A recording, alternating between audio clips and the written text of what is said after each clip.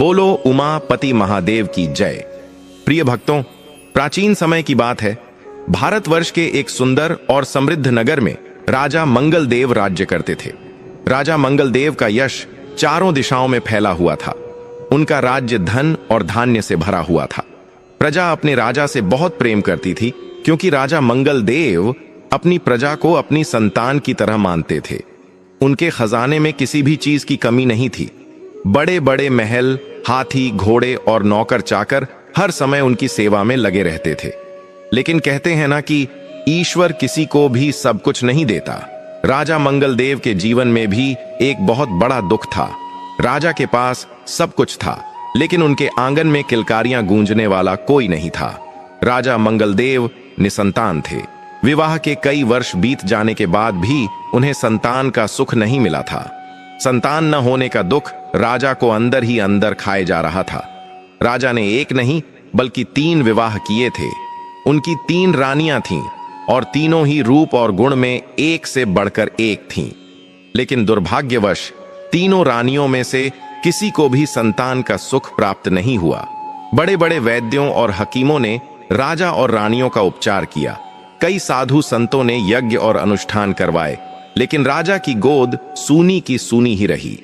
महल में इतना धन और वैभव होने के बाद भी वहां एक अजीब सा सन्नाटा छाया रहता था।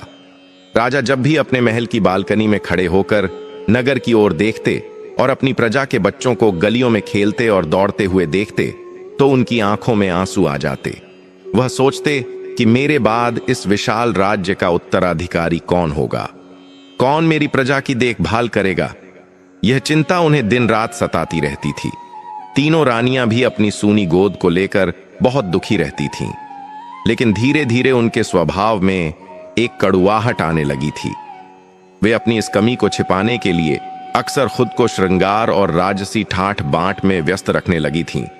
लेकिन राजा का मन इन सब चीजों से उचट चुका था।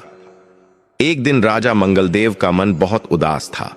उनका मन महल में नहीं लग रहा था, इसलिए उन्होंने शिकार पर जाने का विचार बनाया। राजा ने अपने कुछ सैनिकों को साथ लिया और घोड़े पर सवार होकर जंगल की ओर निकल पड़े। जंगल बहुत घना और सुंदर था। पेड़ों पर पक्षी चहचहा रहे थे और ठंडी हवा चल रही थी। राजा शिकार की तलाश में जंगल में बहुत दूर निकल गए। दोपहर हो चुकी थी और सूरज सिर पर आ गया था। राजा को बहुत तेज प्यास लगी। उन्होंने इधर उधर देखा, लेकिन उन्हें कहीं पानी दिखाई नहीं दिया। पानी की तलाश में राजा मंगलदेव अपने सैनिकों से थोड़ा अलग हो गए और घोड़ा दौड़ाते हुए जंगल के एक ऐसे हिस्से में पहुंच गए जहां शांति बहुत अधिक थी। वहां उन्हें एक छोटी सी झोपड़ी दिखाई दी। झोपड़ी के बाहर एक पुराना कुआं था और पास ही में एक बेलपत्र का पेड़ था। उस बेलपत्र के पेड़ के नीचे भगवान भोलेनाथ का एक पुराना शिवलिंग स्थापित था। राजा ने देखा कि वहां वातावरण बहुत ही पवित्र है। राजा घोड़े से उतरे और पानी की तलाश में उस झोपड़ी की ओर बढ़े। जैसे ही राजा झोपड़ी के करीब पहुंचे, उन्होंने देखा कि एक बहुत ही साधारण सी कन्या, जिसके कपड़े बहुत पुराने और फटे हुए थे, वह शिवलिंग की सफाई कर रही थी। वह लड़की देखने में तो बहुत ही गरीब लग रही थी, लेकिन उसके चेहरे पर एक अलग ही तेज था। उसकी आंखों में भगवान शिव के प्रति अपार भक्ति दिखाई दे रही थी। वह लड़की पूरी तन्मयता के साथ शिवलिंग पर जल चढ़ा रही थी और आंखें बंद करके ओम नमः शिवाय का जाप कर रही थी। राजा वहीं खड़े होकर उस कन्या को देखने लगे। उन्हें उस कन्या को देखकर मन में एक अजीब सी शांति महसूस हुई, जो उन्हें अपने आलीशान महल में भी कभी नहीं मिली थी। जब उस कन्या की पूजा समाप्त हुई, तो उसने अपनी आंखें खोलीं और राजा को वहां खड़ा देखा। वह डरने या घबराने के बजाय बड़ी ही विनम्रता से राजा के पास आई और हाथ जोड़कर बोली, प्रणाम महाराज, आप इस घने जंगल में अकेले, आप बहुत थके हुए लग रहे हैं। क्या मैं आपके लिए जल ला दूं? राजा उस कन्या की निडरता और संस्कार देखकर बहुत प्रभावित हुए। उन्होंने कहा, हां पुत्री, मुझे बहुत जोरों की प्यास लगी है। वह लड़की तुरंत कुएं के पास गई और ठंडा जल निकालकर राजा को दिया। राजा ने जल पिया और तृप्त हो गए। जल पीने के बाद राजा ने उस कन्या से पूछा, पुत्री, तुम इस घने जंगल में अकेली क्यों रहती हो? तुम्हारे माता पिता कहां हैं? और इस सुनसान जगह पर तुम्हें डर नहीं लगता? राजा की बात सुनकर उस कन्या की आंखों में हल्का सा दुख तो आया, लेकिन उसने मुस्कुराते हुए कहा, महाराज, मेरा नाम सुमति है। मेरे पिता एक गरीब किसान थे। हमारे पास न तो धन था और न ही कोई जमीन। हम इसी झोपड़ी में रहते थे। कुछ समय पहले एक बीमारी के कारण मेरे माता पिता दोनों मुझे छोड़कर चले गए। अब इस दुनिया में मेरा अपना कोई नहीं है। मैं बिल्कुल अकेली हूं। राजा को यह सुनकर बहुत दुख हुआ। उन्होंने पूछा, तो तुम अपना पेट कैसे भरती हो और अकेली लड़की इस जंगल में कैसे सुरक्षित रहती है? सुमति ने भगवान शिव के शिवलिंग की ओर इशारा करते हुए कहा, महाराज, मैं अकेली कहां हूं। जिसके साथ तीनों लोकों के स्वामी भगवान भोलेनाथ हों, वह कभी अकेला नहीं हो सकता। वही मेरे माता हैं, वही मेरे पिता हैं और वही मेरे रक्षक हैं। मैं जंगल से कंदमूल और फल इकट्ठा करके अपना पेट भर लेती हूं और दिन रात महादेव की सेवा करती हूं। मुझे किसी बात का डर नहीं लगता, क्योंकि मैं जानती हूं कि मेरे भोलेनाथ हर पल मेरी रक्षा कर रहे हैं। उस गरीब किसान की बेटी की बातें सुनकर राजा मंगल देव हैरान रह गए। उन्होंने महलों में रहने वाली रानियों को देखा था जो हर छोटी बात पर शिकायत करती थीं, और यहां एक ऐसी लड़की थी जिसके पास सिर छिपाने के लिए ठीक से छत भी नहीं थी, पहनने को अच्छे कपड़े नहीं थे, खाने का कोई ठिकाना नहीं था। फिर भी उसके मन में इतना संतोष और ईश्वर पर इतना अटूट विश्वास था। राजा को लगा कि शायद यही वह पवित्र आत्मा है जिसके चरण अगर मेरे महल में पड़ें तो मेरा भाग्य बदल सकता है। राजा के मन में एक विचार आया। उन्हें लगा कि यह संयोग नहीं है कि वह रास्ता भटक कर यहां आए। यह जरूर भगवान शिव का ही कोई संकेत है। राजा मंगलदेव ने उसी क्षण एक बड़ा निर्णय लिया। उन्होंने सोचा कि मेरी 3 रानियां हैं, लेकिन घर में फिर भी खुशियां नहीं हैं। शायद इस परम शिव भक्त कन्या के आने से मेरे जीवन का अंधकार दूर हो जाए। राजा ने सुमति से कहा, सुमति, तुम्हारी भक्ति और तुम्हारे विचारों ने मुझे बहुत प्रभावित किया है। मैं निसंतान हूं और मेरा जीवन बहुत दुखी है। मुझे लगता है कि भगवान शिव ने ही मुझे तुम्हारे पास भेजा है। क्या तुम मुझसे विवाह करके मेरी रानी बनोगी? मैं तुम्हें वचन देता हूं कि तुम्हें कभी किसी चीज की कमी नहीं होने दूंगा और तुम्हें वह सम्मान दूंगा जिसकी तुम हकदार हो। सुमति यह सुनकर सन्न रह गई। एक गरीब किसान की अनाथ बेटी और सामने खड़े थे स्वयं राजा मंगलदेव। उसे यकीन नहीं हो रहा था। उसने संकोच करते हुए कहा, महाराज, कहां आप और कहां मैं एक मामूली सी लड़की। मैं राजमहल के तौर तरीकों के बारे में कुछ नहीं जानती। मैं तो बस जंगल में रहने वाली एक साधारण सी शिव भक्त हूं। राजा ने उसे समझाया, सुमति, महलों में रहने से कोई बड़ा नहीं होता। इंसान बड़ा होता है अपने गुणों और अपनी भक्ति से। तुम्हारे पास जो भक्ति का धन है वह मेरे पूरे खजाने से भी कीमती है। मुझे बस तुम्हारा साथ चाहिए। काफी मनाने के बाद और इसे भगवान शिव की इच्छा मानकर सुमति ने राजा का प्रस्ताव स्वीकार कर लिया। राजा मंगलदेव उस कन्या को अपने साथ अपने घोड़े पर बैठाकर अपने राज्य की ओर ले चले। जब राजा महल पहुंचे तो पूरे नगर में यह खबर आग की तरह फैल गई कि राजा मंगलदेव ने एक गरीब किसान की बेटी से चौथा विवाह कर लिया है। महल के मुख्य द्वार पर जब राजा अपनी नई रानी सुमति के साथ पहुंचे तो वहां का माहौल कुछ अलग ही था। राजा के चेहरे पर एक नई चमक थी, लेकिन महल के अंदर बैठी तीनों रानियों को जब यह खबर मिली तो उनके पैरों तले जमीन खिसक गई। वे तीनों ईर्ष्या और जलन से भर गईं। उन्होंने सोचा कि हम इतने राजघराने की होकर भी राजा को संतान नहीं दे पाई, और अब राजा इस जंगल की भिखारन को रानी बनाकर ले आए हैं। अगर इसे संतान हो गई तो हमारा क्या होगा? हमारा तो अस्तित्व ही खत्म हो जाएगा। तीनों रानियों ने खिड़की से देखा कि सुमति बहुत ही साधारण कपड़ों में थी, लेकिन उसके चेहरे का तेज रानियों के महंगे गहनों की चमक को भी फीका कर रहा था। राजा ने पूरे विधि विधान और सम्मान के साथ सुमति का गृह प्रवेश कराया। सुमति ने महल में आते ही सबसे पहले अपने साथ लाए हुए भगवान शिव की छोटी सी मूर्ति को स्थापित किया और पूजा की। उसने राजा की तीनों रानियों के पैर छूकर आशीर्वाद लेना चाहा, लेकिन तीनों रानियों ने मुंह फेर लिया और उसे तिरस्कार भरी नजरों से देखा। बड़ी रानी ने ताना मारते हुए कहा, देखो तो, जंगल से उठाकर राजा किसे ले आए हैं? इससे तो बात करने का ढंग भी नहीं होगा। ये क्या जाने रानी होना क्या होता है। मंजली रानी ने कहा, अरे दीदी, राजा को बस संतान चाहिए, इसीलिए इसे ले आए हैं। पर मुझे तो नहीं लगता कि इस मनहूस के भाग्य में भी कुछ होगा। जिसके मां बाप ही मर गए, वो भला राज्य को क्या वारिस देगी। सुमति ने उनकी कड़वी बातें सुनी, लेकिन उसने कोई जवाब नहीं दिया। उसने मन ही मन भगवान शिव को याद किया और सोचा कि प्रभु, आपने मुझे जिस परिस्थिति में भी रखा है, मैं खुश हूं। बस मुझे शक्ति देना कि मैं अपना धर्म निभा सकूं। सुमति को राजा ने महल का एक सुंदर कक्ष दिया, लेकिन सुमति ने राजसी सुख सुविधाओं की जगह सादगी से रहना ही पसंद किया। वह रोज सुबह जल्दी उठती, स्नान करती और भगवान भोलेनाथ की पूजा करती। उसका अधिकांश समय पूजा पाठ और दान पुण्य में ही बीतता था। राजा मंगल देव सुमति के इस व्यवहार से और भी प्रसन्न रहने लगे। धीरे धीरे समय बीतने लगा। सुमति के आने से राजा के जीवन में खुशियां लौटने लगीं। राजा अब ज्यादा समय सुमति के साथ बिताते और धर्म कर्म की बातें करते। यह बात तीनों रानियों को और भी ज्यादा खटकने लगी। वे तीनों मिलकर सुमति के खिलाफ षड्यंत्र रचने लगीं कि कैसे इसे राजा की नजरों से गिराया जाए या कैसे इसे महल से बाहर निकाला जाए। लेकिन भगवान भोलेनाथ जिसकी रक्षा करते हैं, उसका कोई बाल भी बांका नहीं कर सकता। और फिर वह दिन आया जिसका राजा मंगलदेव को वर्षों से इंतजार था। विवाह के कुछ समय बाद ही यह खुशखबरी मिली कि रानी सुमति गर्भवती हैं। यह खबर सुनते ही राजा मंगलदेव की खुशी का ठिकाना न रहा। पूरे राज्य में ढोल नगाड़े बजने लगे, मिठाइयां बांटी गईं। राजा ने गरीबों को खूब दान दिया। राजा को लगा कि उनका जीवन सफल हो गया।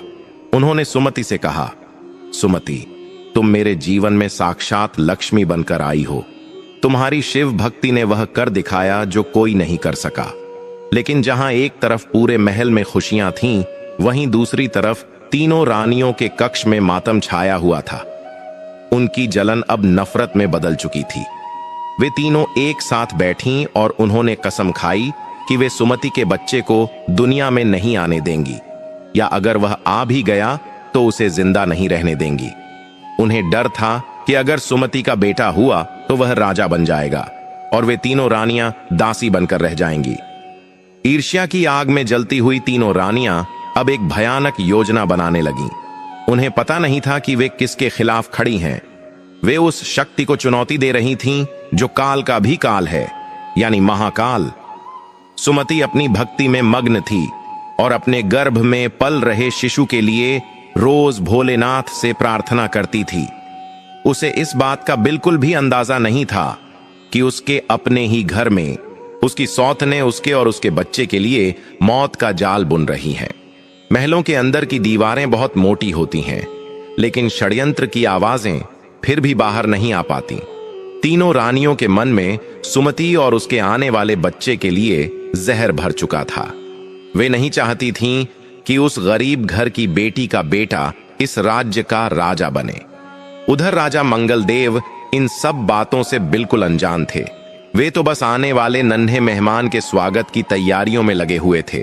उन्होंने राज्य के सबसे अच्छे ज्योतिषियों को बुलाकर कुंडली बनवाई और राज्य में घोषणा करवा दी कि जिस दिन राजकुमार का जन्म होगा, उस दिन पूरे राज्य में सोने की मुद्राएं बांटी जाएंगी। सुमति का समय जैसे जैसे नजदीक आ रहा था, राजा की खुशी बढ़ती जा रही थी, लेकिन तीनों रानियों की बेचैनी भी उतनी ही बढ़ रही थी। एक रात जब पूरा महल सो रहा था, तीनों रानियों ने अपने कक्ष में राज्य की सबसे पुरानी दाई मां को बुलाया। यह दाई मां बरसों से राजघराने की सेवा कर रही थी, लेकिन वह बहुत लालची स्वभाव की थी। पैसे के लिए वह कुछ भी कर सकती थी। बड़ी रानी ने दाई मां के सामने सोने के सिक्कों से भरी एक थैली रख दी।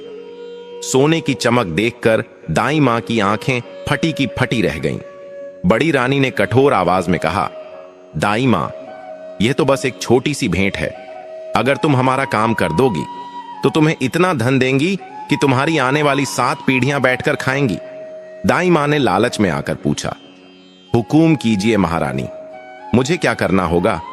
मैं आपके लिए जान भी दे सकती हूं। मंजली रानी ने आगे बढ़कर कहा, हमें तुम्हारी जान नहीं चाहिए। हमें बस यह चाहिए कि जब उस जंगल वाली सुमति को प्रसव हो तो उसका बच्चा जिंदा राजा के हाथ में नहीं जाना चाहिए। दाई मां यह सुनकर कांप गई। उसने डरे हुए स्वर में कहा, महारानी, यह आप क्या कह रही हैं? राजा को पता चला तो वे मुझे जिंदा दीवार में चुनवा देंगे। यह महापाप है। छोटी रानी ने गुस्से में कहा, अरे बुढ़िया, तुझे पाप पुण्य की चिंता है या अपनी जान की? अगर तूने हमारा काम नहीं किया तो हम राजा से कहेंगे कि तूने ही हमारे खाने में जहर मिलाने की कोशिश की थी। फिर सोच तेरा क्या होगा। और अगर तूने हमारा काम कर दिया तो तू इस राज्य से दूर जाकर आराम से रह सकती है। डर और लालच के बीच फंसी दाई मां ने आखिरकार घुटने टेक दिए। उसने पूछा, तो मुझे क्या करना होगा? रानियों ने अपनी भयानक योजना समझाई। उन्होंने कहा, जब प्रसव का समय आएगा तो राजा को कक्ष के अंदर आने की अनुमति नहीं होगी। केवल तुम ही अंदर रहोगी। जैसे ही बच्चा पैदा हो तुम उसे चुपके से पीछे के रास्ते से बाहर ले जाना और उसे मार डालना या कहीं दूर फेंक देना।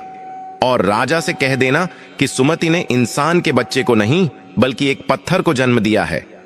योजना बहुत ही भयानक थी। एक मां की गोद सूनी करने की साजिश रची जा चुकी थी।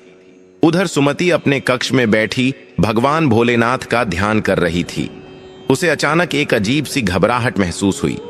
उसने अपनी आंखों को बंद किया और हाथ जोड़कर प्रार्थना की, हे महादेव, मेरे मन में यह कैसा भय है। मैं जानती हूं कि आप मेरे रक्षक हैं। मेरे गर्भ में पल रहे शिशु की रक्षा करना प्रभु। मेरे पास आपके सिवा और कोई सहारा नहीं है। जैसे ही सुमति ने प्रार्थना की, उसे ऐसा लगा जैसे किसी ने उसके सिर पर हाथ रखा हो। उसे अंदर से एक शक्ति का अनुभव हुआ। धीरे धीरे 9 महीने पूरे हो गए। वह दिन आ ही गया जब सुमति को प्रसव पीड़ा शुरू हुई। राजा मंगलदेव तुरंत वहां पहुंचे, लेकिन रीतियों के अनुसार उन्हें कक्ष के बाहर ही रुकना पड़ा। तीनों रानियां जो पहले से ही तैयार थीं, उन्होंने राजा को दिलासा देने का नाटक किया और खुद दाई मां के साथ कक्ष के अंदर चली गईं। उन्होंने बाकी सभी दासियों को यह कहकर बाहर भेज दिया कि दाई मां को किसी की मदद की जरूरत नहीं है, वे खुद संभाल लेंगी। अब कक्ष के अंदर केवल सुमति, वह लालची दाई मां और तीनों रानियां थीं। सुमति पीड़ा से तड़प रही थी, लेकिन उसके मुख से केवल हे शंभु, हे शिव का ही नाम निकल रहा था। बाहर राजा मंगलदेव बेचैनी से इधर उधर टहल रहे थे। उनका दिल जोर जोर से धड़क रहा था। वे बस उस पल का इंतजार कर रहे थे जब वे अपने बच्चे का मुंह देख सकें। कुछ ही देर बाद कक्ष के अंदर एक शिशु के रोने की आवाज गूंजी। वह आवाज इतनी तेज और मधुर थी कि बाहर खड़े राजा का चेहरा खुशी से खिल उठा, लेकिन अंदर का दृश्य कुछ और ही था। सुमति ने एक बहुत ही सुंदर और तेजस्वी पुत्र को जन्म दिया था। बालक के ललाट पर सूर्य जैसा तेज था। ऐसा लग रहा था मानो साक्षात ईश्वर का अंश धरती पर आया हो। बच्चे को देखते ही सुमति की सारी पीड़ा दूर हो गई। वह अपने बच्चे को गले लगाना चाहती थी, लेकिन तभी बड़ी रानी ने उसे एक नशीली दवा सूंघा दी। कमजोरी और दवा के असर से सुमति तुरंत बेहोश हो गई। अब सुमति बेहोश थी और उसका नन्हा सा बच्चा दाई मां के हाथों में था। बच्चे को देखकर एक पल के लिए दाई मां का दिल भी पसीज गया, लेकिन रानियों ने उसे डांटते हुए कहा, देर मत कर, जल्दी कर, इससे पहले कि इसे होश आए या राजा जबरदस्ती अंदर आ जाएं। इस बच्चे को यहां से गायब कर दें। दाई मां ने कांपते हाथों से उस फूल से कोमल बच्चे को एक पुराने कपड़े में लपेटा। रानियों ने पहले से ही एक भारी पत्थर सिलबट्टा मंगवाकर रखा था। उन्होंने उस पत्थर को खून में लथपथ करके सुमति के बगल में लिटा दिया और उसे कपड़े से ढक दिया ताकि लगे कि उसने इसी को जन्म दिया है। मंझली रानी ने दाई मां को पिछला दरवाजा खोलकर दिया और कहा, जा ले जा इसे और जंगल में ले जाकर किसी जंगली जानवर के आगे डाल देना या नदी में फेंक देना। बस यह वापस नहीं आना चाहिए। दाई मां उस नन्हे बालक को लेकर चुपके से महल के पिछले रास्ते से निकल गई। रात घनी काली थी और बारिश होने के आसार लग रहे थे। उधर रानियों ने अपने कपड़े ठीक किए और जोर जोर से रोने का नाटक शुरू कर दिया। उनके रोने की आवाज सुनकर राजा मंगलदेव का दिल बैठ गया। वे घबराकर दरवाजे की ओर दौड़े। अंदर का दृश्य देखकर राजा के पैरों तले जमीन खिसक गई। सुमति बेहोश पड़ी थी और उसके बगल में खून से सना हुआ एक पत्थर रखा था। रानियां घड़ियाली आंसू बहाते हुए बोल रही थीं, हाय, ये क्या अनर्थ हो गया महाराज। हमारे पापों की सजा इस बेचारी को मिल गई। इसने किसी बच्चे को नहीं बल्कि एक पत्थर को जन्म दिया है। राजा को अपनी आंखों पर विश्वास नहीं हो रहा था। उन्होंने कांपती आवाज में पूछा, यह कैसे हो सकता है? बच्चे के रोने की आवाज तो मैंने खुद सुनी थी। बड़ी रानी ने तुरंत बात बनाते हुए कहा, महाराज, वह तो आपके मन का भ्रम था। आप संतान के लिए इतने उतावले थे कि आपको हवा की सरसराहट भी बच्चे की रोने की आवाज लगी। देखिए, सुमति की कोख से तो यह पत्थर ही निकला है। यह कुलच्छनी है महाराज। इसके गर्भ से इंसान का बच्चा पैदा ही नहीं हो सकता। यह तो डायन है जो हमारे वंश को खत्म करने आई है। राजा मंगलदेव उस पत्थर को देखकर सुन्न रह गए। उनका सपना एक पल में चकनाचूर हो गया था। जिस आशा के साथ उन्होंने यह विवाह किया था, वह निराशा के गहरे अंधकार में बदल गई। वे सुमति को बहुत प्यार करते थे, लेकिन अपनी आंखों के सामने इस दृश्य को देखकर उनकी बुद्धि भी भ्रमित हो गई।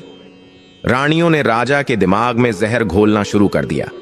उधर वह दाई मां उस नन्हे राजकुमार को लेकर घने जंगल की ओर भाग रही थी। मूसलाधार बारिश शुरू हो चुकी थी। बिजली कड़क रही थी। दाई मां का दिल जोर जोर से धड़क रहा था। वह जंगल के बीचों बीच पहुंची। वहां एक सूखा कुआं था और पास ही में बहुत सारी झाड़ियां थीं। दाई मां ने सोचा कि इस बच्चे को यहीं फेंक देती हूं। कोई जानवर खा जाएगा या भूख प्यास से यह खुद ही मर जाएगा। जैसे ही उसने बच्चे को झाड़ियों में फेंकने के लिए हाथ उठाया, तभी आसमान में जोर से बिजली कड़की और एक विशाल सांप फन फैलाकर उसके रास्ते में खड़ा हो गया। दाई मां डर के मारे पीछे हटी। उसके हाथ से बच्चा फिसल गया, लेकिन वह जमीन पर गिरने के बजाय वहां पड़े एक मुलायम पत्तों के ढेर पर जा गिरा। बच्चा रोने लगा। दाई मां डर के मारे वहां से उल्टे पैर भागी। उसने पीछे मुड़कर भी नहीं देखा।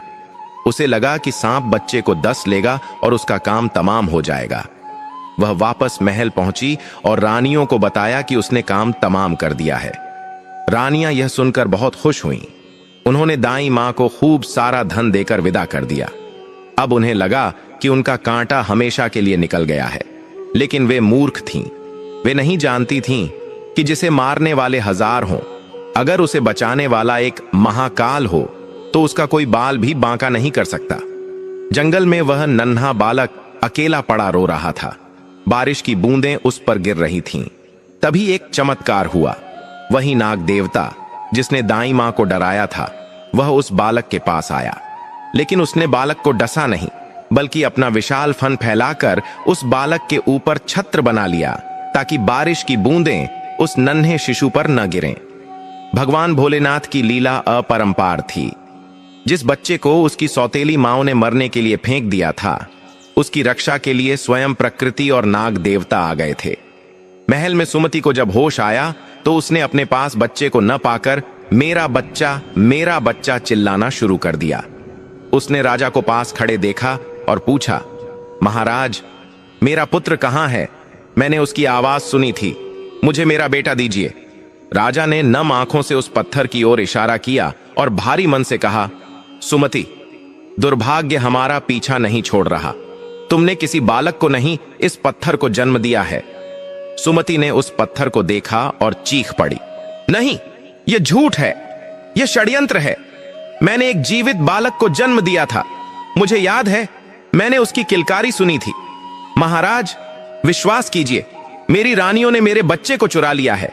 मेरे भोलेनाथ ऐसा अन्याय नहीं कर सकते।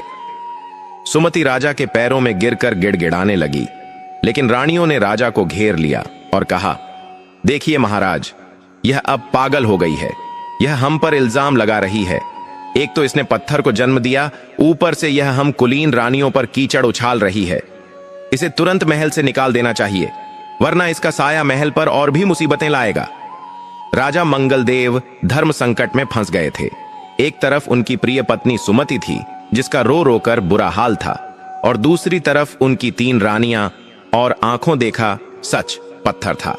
रानियों के बार बार उकसाने पर और अपने टूटे हुए सपनों के दुख में राजा की सोचने समझने की शक्ति खत्म हो गई। उन्होंने कठोर निर्णय लेते हुए सैनिकों को आदेश दिया, इस स्त्री को ले जाओ और राज्य की सीमा से बाहर छोड़ आओ। आज के बाद यह कभी महल के आसपास भी दिखाई नहीं देनी चाहिए। सुमति रोती रही, चिल्लाती रही, अपने महादेव को पुकारती रही, लेकिन सैनिकों ने उसे पकड़ लिया।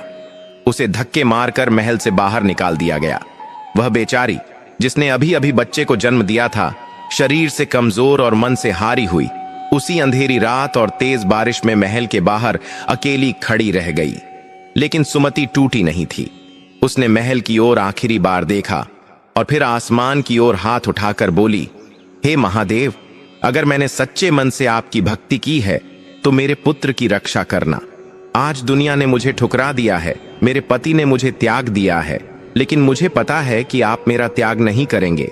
मैं जा रही हूं, लेकिन मेरा विश्वास नहीं डगमगाएगा।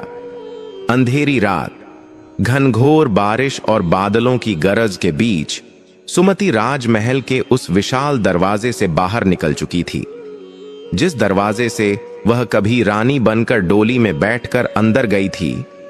आज उसी दरवाजे से उसे एक अपराधी की तरह धक्के देकर बाहर निकाल दिया गया था। सुमति के शरीर पर महंगे राजसी वस्त्र नहीं थे, बल्कि वही साधारण से कपड़े थे जो उसे महल से निकालते वक्त दिए गए थे। वह पूरी तरह से भीग चुकी थी। उसका शरीर प्रसव की पीड़ा से अभी उभरा भी नहीं था कि उसे इस मानसिक और शारीरिक कष्ट का सामना करना पड़ रहा था। वह कीचड़ भरे रास्ते पर नंगे पैर चल रही थी। उसके पैरों में कांटे चुभ रहे थे, पत्थरों से ठोकर लग रही थी, लेकिन उसे अपने शरीर के दर्द का कोई एहसास नहीं था। उसके दिल में तो बस अपने नवजात शिशु के बिछड़ने का दर्द था। सुमति चलते चलते जंगल के उसी रास्ते पर आ गई जहां वह कभी रहा करती थी। वह बार बार रुकती, आसमान की ओर देखती और रोते हुए कहती, हे मेरे भोलेनाथ, ये कैसी परीक्षा है।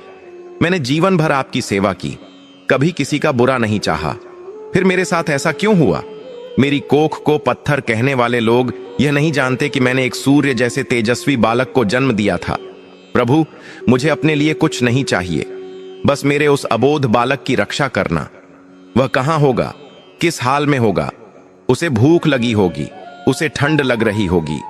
सुमति की ममता उसे कमजोर नहीं पड़ने दे रही थी, लेकिन उसका शरीर अब जवाब दे रहा था। भूख, प्यास और कमजोरी के कारण उसकी आंखों के सामने अंधेरा छाने लगा। वह जंगल के एक पुराने बरगद के पेड़ के नीचे लड़खड़ा कर गिर पड़ी। गिरते ही वह बेहोश हो गई, लेकिन बेहोशी में भी उसके होठों पर केवल ओम नमः शिवाय का जाप चल रहा था। जंगल के जानवर भी उसकी करुण दशा देखकर शांत हो गए थे। ऐसा लग रहा था मानो प्रकृति भी उस मां के दुख में रो रही हो। उधर जंगल के दूसरे हिस्से में वह चमत्कार हो रहा था जिसे देखकर देवता भी हैरान थे। वह नन्हा राजकुमार जिसे दाई मां झाड़ियों में फेंक कर भाग गई थी, वह अभी भी सुरक्षित था। रात भर मूसलाधार बारिश होती रही, लेकिन उस बालक के ऊपर पानी की एक बूंद भी नहीं गिरी।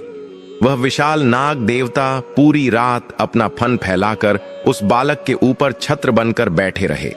उस बालक के शरीर से एक दिव्य प्रकाश निकल रहा था, जिसके कारण जहरीले कीड़े मकोड़े और जंगली जानवर उसके पास आने की हिम्मत नहीं कर पा रहे थे। बालक अपनी मुट्ठियां बंद किए शांति से सो रहा था, जैसे वह अपनी मां की गोद में हो। भगवान शिव ने स्वयं प्रकृति को उस बालक की धाय मां बना दिया था। धीरे धीरे रात बीती और पूर्व दिशा में लालिमा छाने लगी। सूर्यदेव का उदय हुआ और जंगल में पक्षियों की चहचहाहट शुरू हो गई। जैसे ही सूरज की पहली किरण धरती पर पड़ी, नाग देवता ने उस बालक को एक अंतिम बार देखा, जैसे उसे आशीर्वाद दे रहे हों, और फिर चुपचाप झाड़ियों में ओझल हो गए। अब वह बालक वहां कोमल घास और पत्तों के बिस्तर पर लेटा हुआ हाथ पैर चला रहा था। उसे जोर की भूख लगी थी, इसलिए उसने रोना शुरू कर दिया। जंगल की शांति में उस नवजात शिशु के रोने की आवाज गूंजने लगी। उसी जंगल के किनारे एक छोटा सा गांव था, जहां एक कुम्हार रहता था। उसका नाम था भीमा।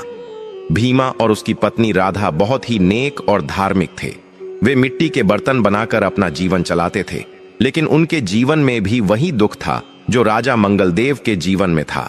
भीमा और राधा की शादी को कई साल हो गए थे, लेकिन उनके घर में कोई संतान नहीं थी। वे रोज भगवान से प्रार्थना करते थे, लेकिन उनकी गोद सूनी ही थी। उस दिन सुबह सुबह भीमा अपनी बैलगाड़ी लेकर जंगल में अच्छी मिट्टी खोदने के लिए निकला था। बारिश की वजह से मिट्टी गीली और अच्छी हो गई थी। भीमा जंगल के उस हिस्से में पहुंचा जहां वह अक्सर मिट्टी लेने आता था। वह अपनी कुदाल लेकर मिट्टी खोदने ही वाला था कि तभी उसे किसी बच्चे के रोने की आवाज सुनाई दी। भीमा चौंक गया। उसने इधर उधर देखा और सोचा, इस घने जंगल में इतनी सुबह बच्चे की आवाज कहां से आ सकती है? क्या यह मेरा भ्रम है? लेकिन आवाज दोबारा आई और इस बार तेज थी। भीमा ने अपनी कुदाल वहीं छोड़ी और आवाज की दिशा में बढ़ा। वह झाड़ियों को हटाते हुए आगे बढ़ा। जैसे जैसे वह आगे बढ़ रहा था, उसका दिल जोर जोर से धड़क रहा था। कुछ दूर चलने के बाद उसकी नजर एक झाड़ी के नीचे पड़ी और वहां का नजारा देखकर उसकी आंखें फटी की फटी रह गईं। हरे भरे पत्तों के बीच एक बेहद सुंदर, गोरा और हष्ट-पुष्ट बालक लेटा हुआ हाथ पैर मार रहा था। बालक का चेहरा इतना सुंदर था जैसे साक्षात चंद्रमा धरती पर उतर आया हो। उसके माथे का तेज बता रहा था कि यह कोई साधारण बालक नहीं है। भीमा दौड़कर उस बालक के पास गया। उसने देखा कि बालक के आसपास न तो कोई है और न ही किसी के आने के निशान हैं। उसने जोर से आवाज लगाई, कोई है? यह बच्चा किसका है? कोई है यहां? लेकिन जंगल में केवल उसकी अपनी आवाज गूंज कर वापस आ गई। भीमा ने उस बालक को अपनी गोद में उठाया। जैसे ही भीमा ने उस बालक को स्पर्श किया, बालक चुप हो गया और भीमा की ओर देखकर मुस्कुराने लगा। उस बच्चे की मुस्कान में इतना जादू था कि भीमा का निसंतान हृदय पिघल गया। उसकी आंखों से आंसू बहने लगे। उसने बच्चे को सीने से लगा लिया और आसमान की ओर देखकर बोला, हे भोलेनाथ, क्या यह आपकी लीला है? मैं वर्षों से आपसे एक संतान मांग रहा था और आज आपने मुझे इस जंगल में यह अनमोल रत्न दे दिया। यह बच्चा अनाथ नहीं है, आज से यह मेरा बेटा है। भीमा ने अपनी चादर में उस बच्चे को लपेटा और मिट्टी खोदना भूल गया। वह खुशी खुशी अपनी बैलगाड़ी दौड़ाते हुए अपने घर की ओर भागा। जब वह घर पहुंचा तो उसकी पत्नी राधा आंगन में झाड़ू लगा रही थी। भीमा ने दूर से ही आवाज लगाई, राधा, ओ राधा, जल्दी बाहर आ, देख मैं तेरे लिए क्या लाया हूं। आज भगवान ने हमारी सुन ली। राधा ने घबराते हुए पूछा, क्या हुआ? इतना शोर क्यों मचा रहे हो और मिट्टी कहां है? भीमा ने बैलगाड़ी से उतरकर अपनी गोद में छिपी उस नन्ही सी जान को राधा की गोद में डाल दिया। राधा ने जैसे ही कपड़ा हटाया और उस सुंदर बालक का मुख देखा, वह सब कुछ भूल गई। एक मां की ममता जो बरसों से उसके अंदर दबी हुई थी, वह आंसुओं के रूप में बह निकली। उसने बच्चे को चूम लिया और पूछा, यह चांद का टुकड़ा तुम्हें कहां मिला? किसका है यह? भीमा ने जंगल की सारी बात बताई। राधा ने कहा, यह जरूर भगवान का आशीर्वाद है। उन्होंने हमारी खाली झोली भर दी है। कोई मां अपने बच्चे को ऐसे जंगल में नहीं छोड़ सकती। जरूर इसके साथ कोई अनहोनी हुई होगी, लेकिन अब यह हमारा बेटा है। हम इसे अपने प्राणों से भी ज्यादा प्यार करेंगे। भीमा और राधा उस बालक को पाकर बहुत खुश थे। उन्होंने उसका नाम रखने की सोची। राधा ने कहा, यह हमें भगवान शिव की कृपा से मिला है और जंगल में मिला है, इसलिए हम इसे वनराज कहेंगे, लेकिन प्यार से हम इसे शिव बुलाएंगे। इस तरह राजा का बेटा, जो महलों का वारिस था, अब एक गरीब कुम्हार के घर शिव बनकर पलने लगा। नियति का खेल देखिए। राजा समझ रहा था कि उसका वंश खत्म हो गया। रानियां समझ रही थीं कि उनका कांटा निकल गया, लेकिन असली राजा तो सुरक्षित और प्यार की छांव में पल रहा था। उधर जंगल में बेहोश पड़ी सुमति को जब होश आया तो दोपहर हो चुकी थी। सूरज सिर पर था। सुमति के शरीर में बिल्कुल भी ताकत नहीं बची थी। उसे प्यास लगी थी। वह घिसटते हुए पास के एक छोटे से झरने के पास गई और पानी पिया। पानी पीकर उसे थोड़ी चेतना आई। उसे याद आया कि वह अकेली है और उसे महल से निकाल दिया गया है, लेकिन सुमति हार मानने वालों में से नहीं थी। उसने सोचा, मैं मर नहीं सकती, मुझे जीना होगा, मुझे अपने बेटे को ढूंढना होगा। मुझे विश्वास है कि मेरा बेटा जिंदा है। जब तक मेरी सांस में सांस है, मैं भगवान शिव की पूजा करूंगी और अपने सत्य को साबित करके रहूंगी। सुमति वहां से उठी और जंगल के रास्ते आगे बढ़ने लगी। चलते चलते शाम हो गई। उसे जंगल के बीच एक छोटा सा आश्रम दिखाई दिया। यह आश्रम एक बहुत ही ज्ञानी और वृद्ध आर्षिका था, जिनका नाम महर्षि वेदनाथ था। वे भगवान शिव के परम भक्त थे। सुमति लड़खड़ाते कदमों से आश्रम के द्वार पर पहुंची और गिर पड़ी। आश्रम की कुछ सेविकाओं ने उसे देखा और दौड़कर उसे उठाया। वे उसे अंदर ले गईं और उसे भोजन और पानी दिया। जब सुमति की हालत थोड़ी सुधरी तो महर्षि वेदनाथ ने उससे पूछा, पुत्री, तुम कौन हो? तुम्हारी वेशभूषा से तुम किसी संभ्रांत परिवार की लगती हो, लेकिन तुम्हारी दशा बता रही है कि तुम पर कोई भारी विपत्ति आई है। सुमति ने रोते हुए महर्षि को अपनी सारी कथा सुनाई। राजा मंगलदेव से विवाह, रानियों का षड्यंत्र, पत्थर के जन्म का आरोप और फिर निर्वासन। सुमति की करुण कथा सुनकर महर्षि और वहां मौजूद सभी लोगों की आंखों में आंसू आ गए। महर्षि वेदनाथ ने अपनी आंखें बंद की और ध्यान लगाया। थोड़ी देर बाद उन्होंने आंखें खोलीं और उनके चेहरे पर एक रहस्यमयी मुस्कान थी। उन्होंने सुमति के सिर पर हाथ रखकर कहा, पुत्री, धैर्य रखो। जो होता है वह ईश्वर की इच्छा से होता है और कई बार बड़े कल्याण के लिए हमें छोटी परीक्षाएं देनी पड़ती हैं। तुम्हारा अतीत दुखद है, लेकिन तुम्हारा भविष्य उज्जवल है। तुम्हारी कोख से पत्थर नहीं बल्कि एक महाप्रतापी बालक ने जन्म लिया है। रानियों का षड्यंत्र सफल नहीं हुआ है। सुमति यह सुनकर चौंक गई। उसने व्याकुलता से पूछा, आर्षवर, क्या मेरा पुत्र जीवित है? वह कहां है? मुझे उसके पास ले चलिए। महर्षि ने शांत भाव से कहा, पुत्री, समय से पहले फल तोड़ने से वह खट्टा लगता है। तुम्हारा पुत्र सुरक्षित है और भगवान शिव की छत्र छाया में पल रहा है। अभी तुम्हें और उसे दोनों को तपस्या की आग में तपना होगा। नियति ने तुम दोनों को अलग किया है तो नियति ही तुम्हें वापस मिलाएगी। तुम इस आश्रम में रहकर भगवान शिव की आराधना करो और समय का इंतजार करो। वह दिन अवश्य आएगा जब तुम्हारा सत्य सबके सामने आएगा और तुम्हारा पुत्र तुम्हें सम्मान दिलाएगा। महर्षि की बातों से सुमति के मन को बहुत शांति मिली। उसे यह जानकर ही जीवन का नया सहारा मिल गया कि उसका बेटा जिंदा है। उसने उसी दिन से आश्रम में रहने का निश्चय किया। उसने अपने राजसी जीवन की बची कुची यादें भी भुला दी और एक साध्वी का जीवन जीने लगी। वह सुबह शाम आश्रम की गायों की सेवा करती, आर्षि मुनियों के लिए भोजन बनाती और बाकी समय भगवान शिव के मंदिर में बैठकर ओम नमः शिवाय का जाप करती। उसका हर एक सांस, हर एक धड़कन अपने बेटे के लिए प्रार्थना बन गई थी। इधर महल में तीनों रानियां बहुत खुश थीं। उन्हें लग रहा था कि अब उनका राज्य है। राजा मंगलदेव धीरे धीरे गम में डूबते जा रहे थे, लेकिन रानियों ने अपनी चिकनी चुपड़ी बातों से राजा को वश में करना शुरू कर दिया था। वे राजा को यह विश्वास दिलाने में लगी थीं कि सुमति एक डायन थी और उसके जाने से राज्य का भला हुआ है। राजा, जो पुत्र शोक में डूबे थे, अब राजकाज में भी कम ध्यान देने लगे थे, जिससे राज्य की व्यवस्था बिगड़ने लगी थी। प्रजा दुखी थी, लेकिन कोई कुछ बोल नहीं सकता था। समय का पहिया अपनी गति से घूमने लगा। दिन हफ्तों में, हफ्ते महीनों में और महीने सालों में बदलने लगे। भीमा कुम्हार के घर वह बालक शिव अब बड़ा होने लगा था। वह साधारण बच्चों जैसा नहीं था। महज 5 साल की उम्र में ही उसकी बुद्धि और उसका बल देखकर गांव के लोग हैरान रह जाते थे। वह अपने पिता भीमा के साथ मिट्टी के काम में हाथ बंटाता तो कभी अपनी तोतली आवाज में भगवान शिव के भजन गाता। उसकी आवाज में इतना जादू था कि राह चलते लोग भी रुककर उसे सुनने लगते।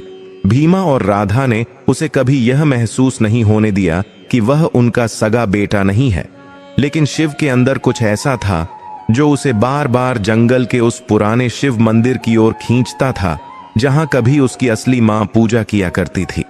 क्या रक्त का खिंचाव उसे उसकी मां तक ले जाएगा, या फिर वह जीवन भर एक कुम्हार का बेटा बनकर ही रह जाएगा? समय अपनी गति से चलता रहा और देखते ही देखते 10 वर्ष बीत गए। वह नन्हा बालक जिसे भीमा कुम्हार जंगल से लाया था, अब 10 वर्ष का एक तेजस्वी बालक बन चुका था। उसका नाम शिव पूरे गांव में प्रसिद्ध हो गया था। शिव देखने में इतना सुंदर था कि जो भी उसे देखता बस देखता ही रह जाता। उसके चेहरे पर हमेशा एक मंद मुस्कान रहती थी और आंखों में एक गजब की चमक थी। गांव की महिलाएं कहती थीं कि यह साधारण बालक नहीं है, यह तो साक्षात देवता का रूप है। भीमा और राधा ने उसे बहुत लाड़ प्यार से पाला था। शिव भी अपने माता पिता की बहुत सेवा करता था। वह सुबह जल्दी उठकर नदी में स्नान करता, सूर्य देवता को जल चढ़ाता और फिर पास के मंदिर में जाकर घंटों भगवान भोलेनाथ का ध्यान करता। उसकी उम्र के बाकी बच्चे जहां खेलकूद में अपना समय बिताते थे, वहीं शिव मिट्टी से सुंदर सुंदर मूर्तियां बनाने में अपना मन लगाता था। चूंकि वह एक कुम्हार के घर में पल रहा था, इसलिए मिट्टी कला उसके खून में बस गई थी। लेकिन अद्भुत बात यह थी कि शिव जिस मिट्टी को छू लेता था वह सोना बन जाती थी। मतलब यह कि वह मिट्टी के जो बर्तन या मूर्तियां बनाता था वे इतनी सुंदर और मजबूत होती थीं कि दूर दूर से लोग उन्हें खरीदने आते थे। भीमा कुम्हार, जो पहले बहुत गरीब था, अब शिव के आने से धन धान्य से संपन्न हो गया था। उसके घर में अब किसी चीज की कमी नहीं थी। भीमा अक्सर अपनी पत्नी राधा से कहता, राधा, यह लड़का हमारे लिए साक्षात पारस पत्थर है। जब से यह हमारे घर आया है, हमारे दिन फिर गए हैं। एक दिन की बात है, गांव में बहुत तेज गर्मी पड़ रही थी। लोग गर्मी से बेहाल थे। गांव के बीचों बीच एक पुराना कुआं था जिसका पानी सूखने की कगार पर था। गांव की महिलाएं पानी भरने के लिए वहां भीड़ लगाए खड़ी थीं। तभी वहां एक पागल सांड आ गया। वह सांड बहुत ही विशाल और डरावना था। गर्मी की वजह से वह और भी ज्यादा गुस्से में लग रहा था। उसने जोर से हुंकार भरी और भीड़ की तरफ दौड़ा। लोग जान बचाने के लिए इधर उधर भागने लगे। औरतों के सिर से मटके गिरकर फूट गए। भगदड़ मच गई। एक बूढ़ी अम्मा भाग नहीं पाई और गिर पड़ी। वह सांड सीधे उस बूढ़ी अम्मा की ओर दौड़ा। सबको लगा कि आज यह अम्मा नहीं बचेगी। लोग दूर खड़े होकर चिल्ला रहे थे, बचाओ बचाओ, लेकिन किसी की हिम्मत नहीं थी कि उस पागल जानवर के सामने जाए। तभी भीड़ को चीरते हुए 10 साल का बालक शिव वहां आ पहुंचा।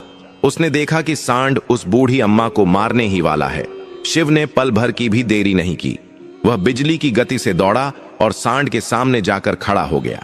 सांड ने अपने सामने एक छोटे से बच्चे को देखा तो और जोर से फुंकारा और अपने सींग नीचे करके शिव को मारने के लिए दौड़ा। गांव वालों की सांसें थम गईं। राधा और भीमा भी भीड़ में थे। वे चिल्लाए, शिव हट जा बेटा, वह तुझे मार डालेगा। लेकिन शिव अपनी जगह से 1 इंच भी नहीं हिला। जैसे ही सांड उसके करीब आया, शिव ने बड़ी ही निडरता से अपना छोटा सा हाथ उठाया और सांड के माथे पर रख दिया। उसने आंखों में आंखें डालकर प्यार से कहा, शांत हो जा नंदी, शांत हो जा। यह दृश्य देखकर लोग हैरान रह गए। वह खूंखार सांड जो अभी सबको मारने दौड़ रहा था, शिव का स्पर्श पाते ही एकदम शांत हो गया। उसका गुस्सा जैसे गायब हो गया। उसने अपना सिर झुका लिया और शिव का हाथ चाटने लगा। शिव ने उसके गले को थपथपाया और मुस्कुराया। यह कोई चमत्कार से कम नहीं था। गांव वालों ने आज तक ऐसा नजारा नहीं देखा था। सब लोग हर हर महादेव के नारे लगाने लगे। भीमा और राधा दौड़कर आए और शिव को गले लगा लिया। उस दिन के बाद से गांव में शिव की ख्याति और भी ज्यादा बढ़ गई। लोग उसे अब केवल कुम्हार का बेटा नहीं बल्कि चमत्कारी बालक मानने लगे थे। उधर राजधानी में राजा मंगल देव का हाल बहुत बुरा था। 10 साल बीत चुके थे, लेकिन राजा एक पल के लिए भी चैन की नींद नहीं सो पाए थे। सुमति को निकालने के बाद उन्हें अपनी गलती का एहसास तो नहीं हुआ था, लेकिन उनका मन हमेशा अशांत रहता था। तीनों रानियों ने महल पर अपना पूरा कब्जा कर लिया था, लेकिन उन्हें भी संतान का सुख नहीं मिला। रानियों ने कई पूजा पाठ करवाए, लेकिन उनकी गोद सूनी की सूनी ही रही। राजा अब अक्सर राज्य के दौरे पर निकल जाते थे ताकि महल की कलह और अपने मन की उदासी से दूर रह सकें। एक दिन राजा मंगल देव अपने सैनिकों के साथ शिकार खेलने के लिए उसी जंगल की ओर निकले जिसके किनारे शिव का गांव था। दोपहर का समय था और सूरज आग उगल रहा था। राजा और उनके सैनिक प्यास से व्याकुल हो गए। राजा ने अपने मंत्री से कहा, मंत्री जी, कहीं से पानी का प्रबंध करो, गला सूखा जा रहा है। मंत्री ने कहा, महाराज, पास ही में एक गांव है, वहां हमें शीतल जल और विश्राम के लिए जगह मिल जाएगी। राजा अपने लवाजमे के साथ उस गांव में पहुंचे। यह वही गांव था जहां शिव रहता था। राजा का रथ गांव के मुख्य चौराहे पर आकर रुका। गांव वाले राजा को देखकर इकट्ठे हो गए और महाराज की जय के नारे लगाने लगे। भीमा कुम्हार भी वहां मौजूद था। राजा रथ से उतरे और एक पेड़ की छांव में बैठ गए। गांव के मुखिया ने राजा के लिए ठंडा जल और फल मंगवाए। राजा ने जल पिया और थोड़ा विश्राम किया। तभी राजा की नजर पास ही में रखे कुछ मिट्टी के बर्तनों और मूर्तियों पर पड़ी। वे मूर्तियां इतनी जीवंत थीं कि राजा उन्हें देखते ही रह गए। विशेष रूप से एक भगवान शिव की मूर्ति थी, जिसमें भगवान की जटाएं, उनका तीसरा नेत्र और गले का सर्प इतनी बारीकी से बनाया गया था कि लग रहा था वह अभी बोल पड़ेगी। राजा कला के बहुत प्रेमी थे।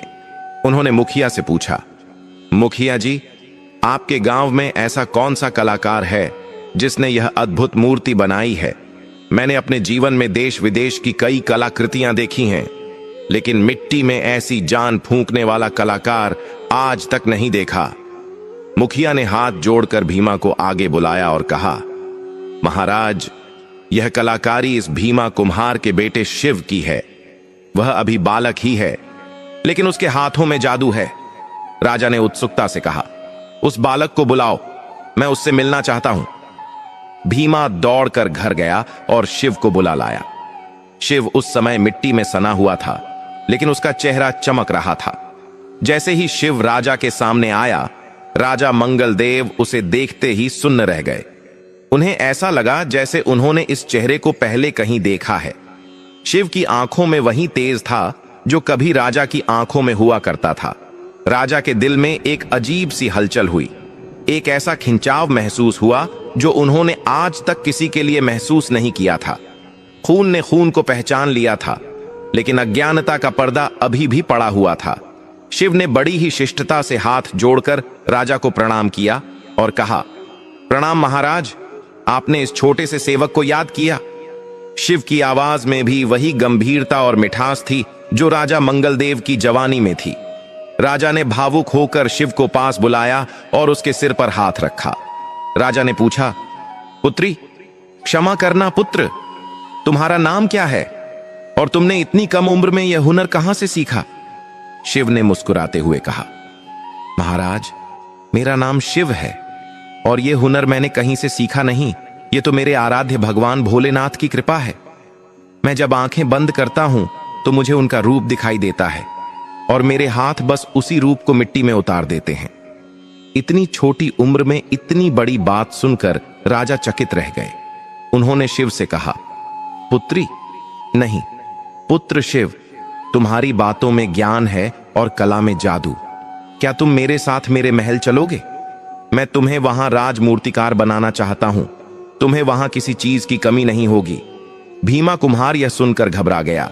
उसे डर था कि कहीं राजा उसके बेटे को उससे दूर न कर दें, लेकिन शिव ने बड़ी ही विनम्रता से राजा के प्रस्ताव को अस्वीकार कर दिया। उसने कहा, महाराज, आपकी उदारता के लिए धन्यवाद, लेकिन मेरे माता पिता ही मेरा स्वर्ग हैं और यह गांव मेरा धाम। मैं इन्हें छोड़कर राजमहल के सुख भोगने नहीं आ सकता। भगवान शिव कहते हैं कि अपनी जन्मभूमि और अपने माता पिता की सेवा से बड़ा कोई धर्म नहीं है। शिव का जवाब सुनकर राजा की आंखों में आंसू आ गए।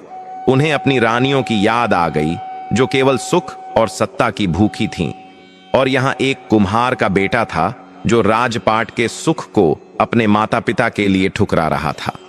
राजा ने अपनी उंगली से एक कीमती हीरे की अंगूठी निकाली और शिव को देते हुए कहा, बेटा, तुमने आज मेरा दिल जीत लिया।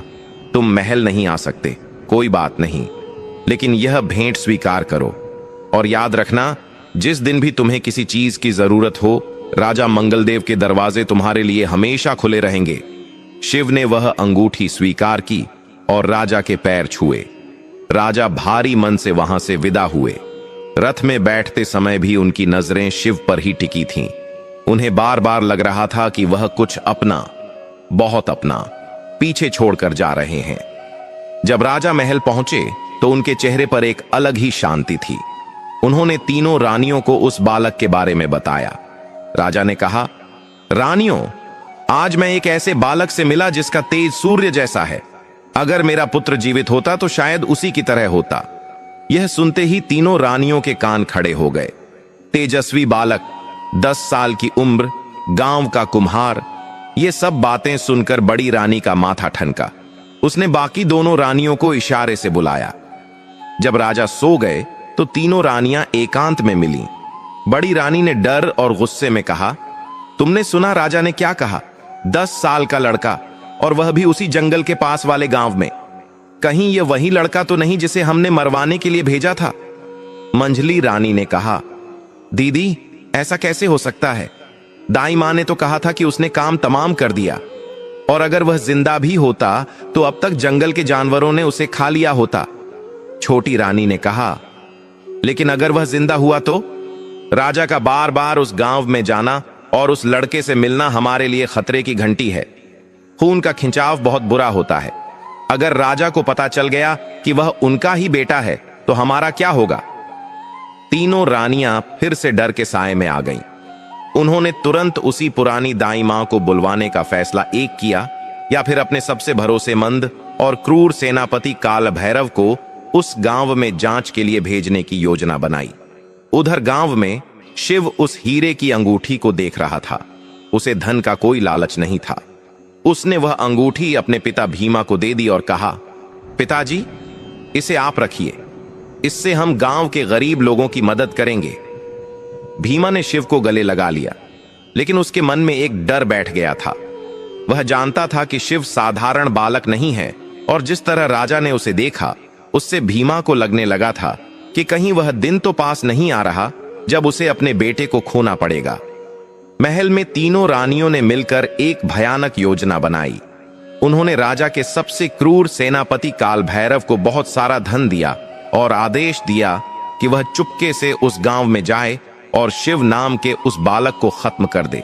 रानियों ने सोचा कि न रहेगा बांस, न बजेगी बांसुरी। अगले ही दिन जब शिव जंगल में मिट्टी लेने गया था और अकेला था, तभी काल भैरव अपने 4 हथियारबंद सैनिकों के साथ वहां पहुंच गया। उसने शिव को चारों तरफ से घेर लिया। नन्हे शिव ने जब हाथों में तलवारें लिए सैनिकों को देखा तो वह डरा नहीं। उसके चेहरे पर वही शांत मुस्कान थी। काल भैरव ने हंसते हुए कहा, बालक, आज तेरा आखिरी दिन है। तेरी वजह से हमारी रानियां परेशान हैं।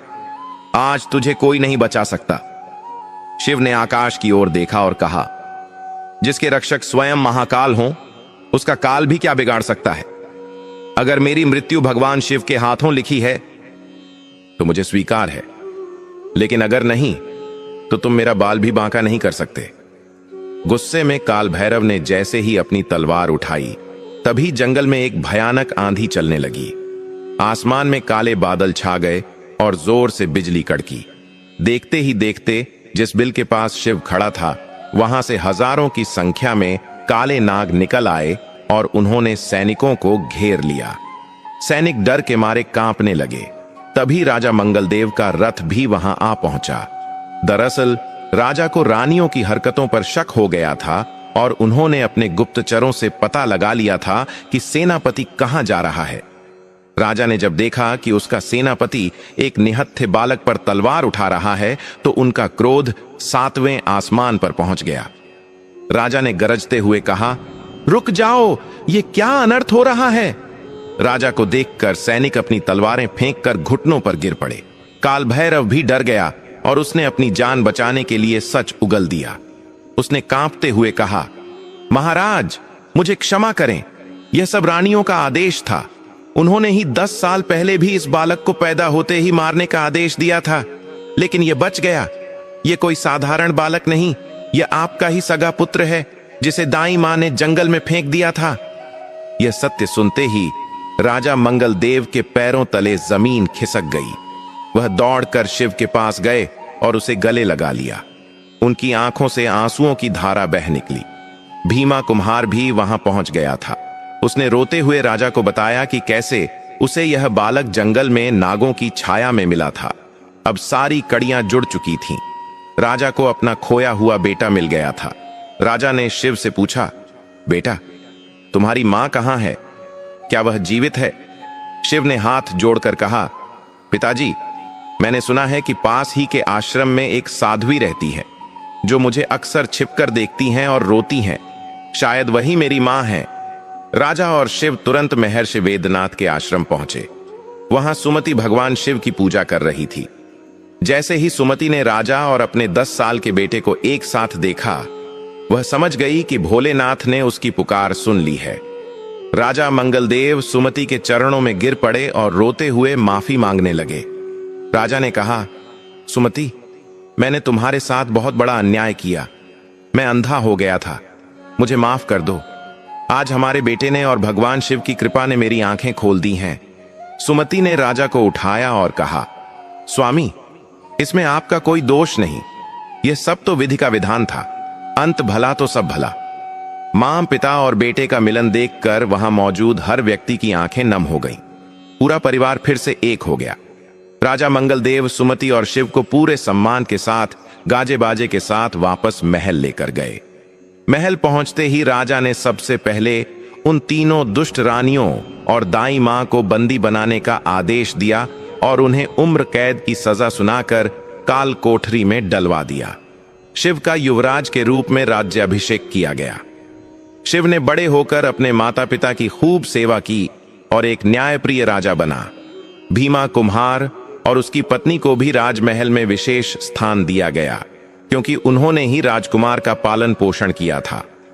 राजा मंगलदेव और रानी सुमति ने अपना शेष जीवन भगवान भोलेनाथ की भक्ति और प्रजा की सेवा में बिताया। उन्होंने राज्य में भगवान शिव के कई भव्य मंदिर बनवाए और हर शुक्रवार को विशेष पूजा और दान का नियम बनाया। दोस्तों, इस कहानी से हमें यह शिक्षा मिलती है कि जाको राखे साइयां, मार सके न कोई।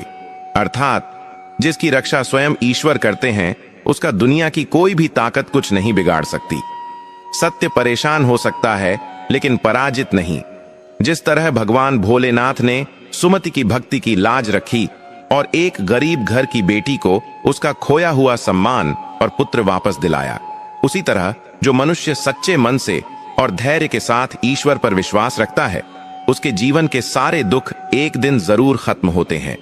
पाप का घड़ा एक न एक दिन फूटता जरूर है, जैसे तीनों रानियों का फूटा। इसलिए सदैव अच्छे कर्म करें और ईश्वर पर भरोसा रखें। नमः शिवाय।